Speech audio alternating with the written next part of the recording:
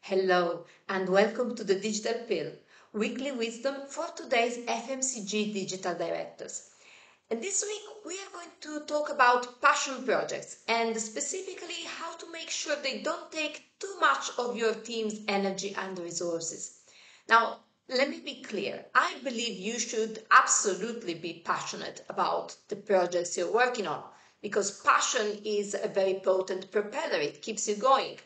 When I talk about passion projects, or some may call them pet projects, I'm talking about stuff that doesn't necessarily move the needle so much for the business, but there are some individuals that will push them at all costs.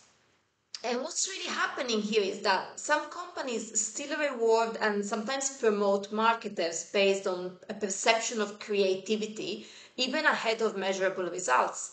Now, I must say, this is changing, right? Marketing is becoming more data-driven, also in FMCG, but for many reasons, this is often still an element in the marketing culture. And so what happens? Every ambitious junior marketer feels that they have to come up with their own campaign or partnership to make their mark and be noticed.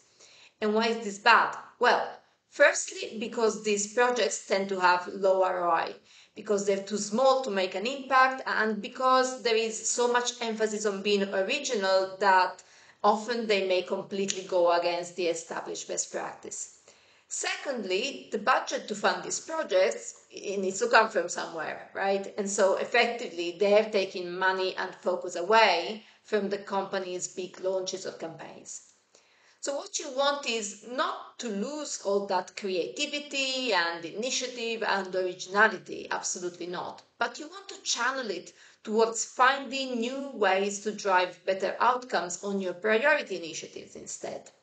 So here are 3 antidotes to the proliferation of passion projects. Number 1, if you have a clear KPI framework, this makes it so much easier to understand what measurable results are valued. Number 2, strong reporting capabilities are also key to drive transparency and visibility of these measurable results. And number 3, leaders need to really buy into the idea of shifting the culture towards performance-driven, for example, by always giving praise and rewards based on measurable outcomes.